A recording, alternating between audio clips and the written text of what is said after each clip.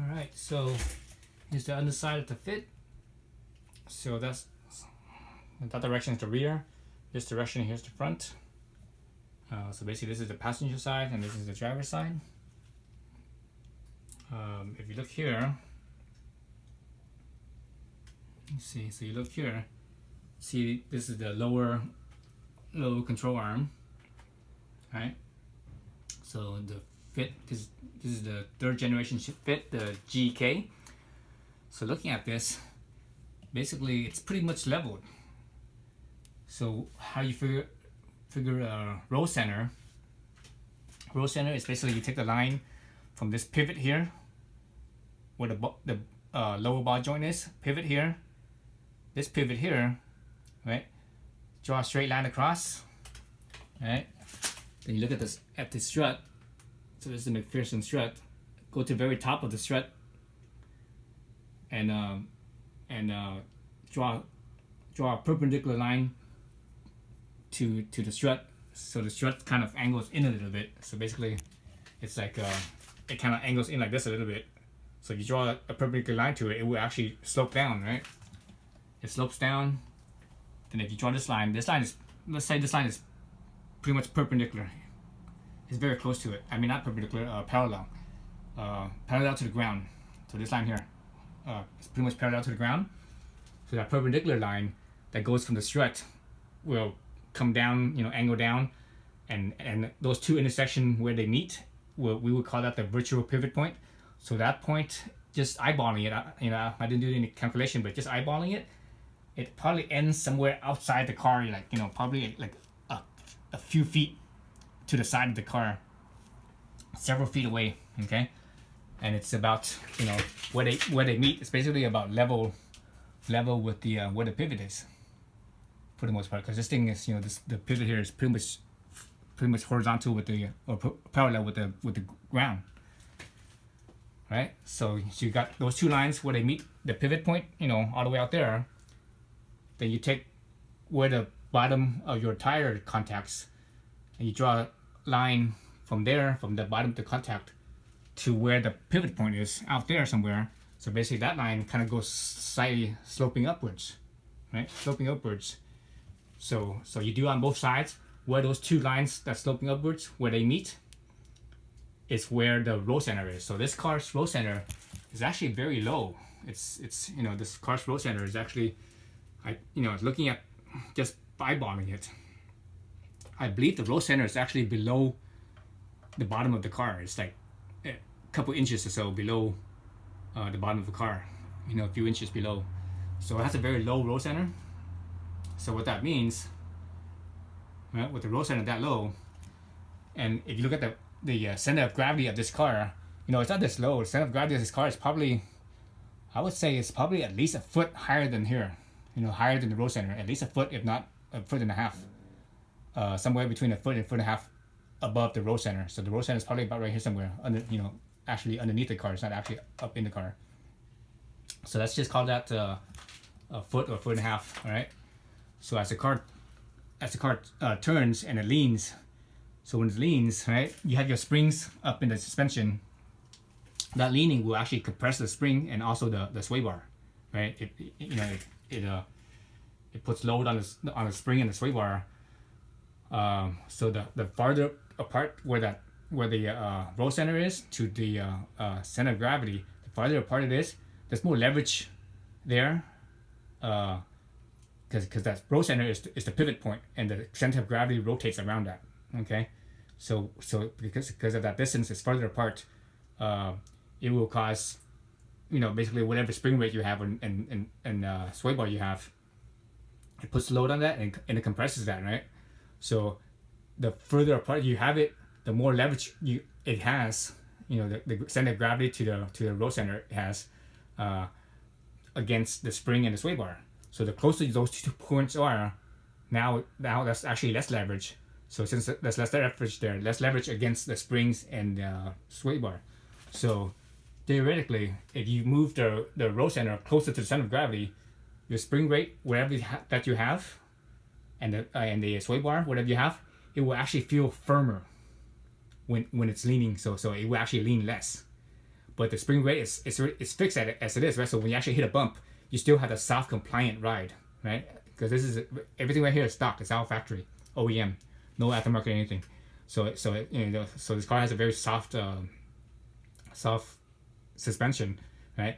So when you hit the bumps, like it's still soft, but when you're actually leaning and cornering, because you change the roll center higher, closer to the center of gravity, that when the car leans, it will actually feel firmer and basically flatter. So that's what I'm trying to achieve here, and that's why I have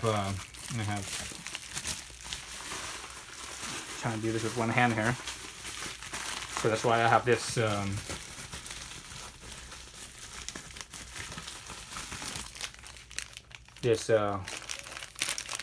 basically this. So I'm gonna replace the lower ball joint down right here with this one. So this one's a little bit higher up. It's a little taller. So what that does is, since that is higher up, what it does is it will actually, it takes more space in there. So what it does is that it actually make this arm right here actually lower. It will actually the angle will actually come down like this. It will be more downwards. So when you do that, now this line here, when you draw it, this line it actually intersects higher up.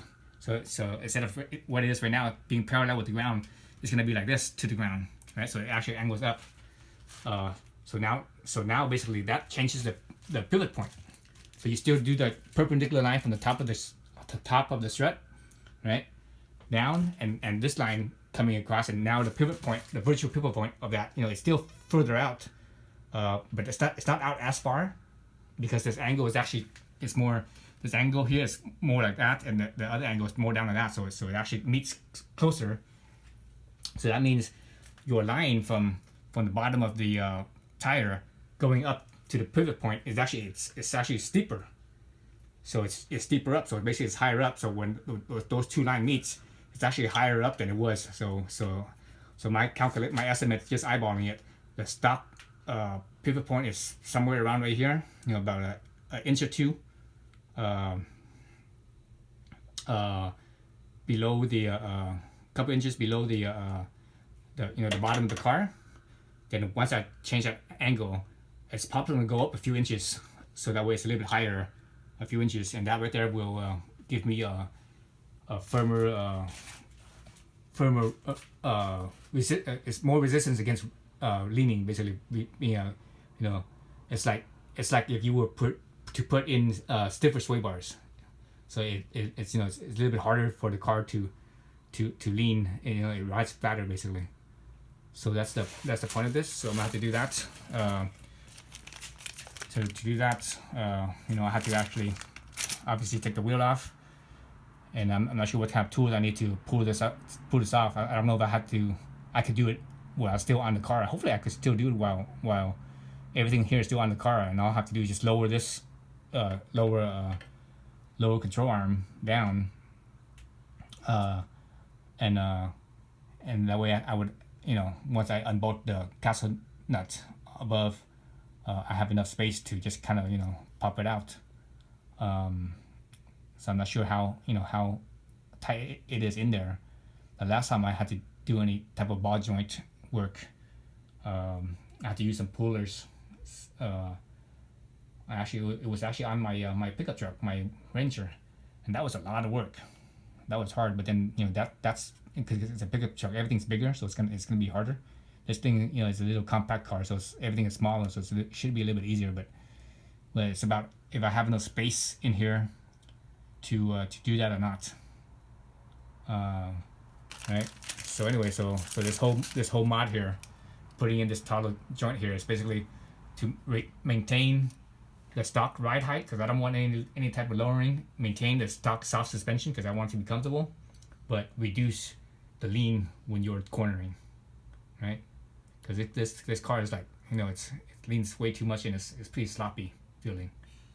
So you could do this, and you don't have to put any sway bars. You just keep everything factory, and it will just from that alone it will feel better. But actually I also ordered some sway bars as well, so I'm gonna add that in as well. So this looks like it's the harder work to do compared to the sway bars. The sway bar on this car is actually really easy. I looked underneath here, and I looked at how much space I have. I have plenty of space to take the sway bar out and put the new sway bar in. So I'm probably gonna do that mod first, to do the sway bars in the front and back, increase the sway bar in the front.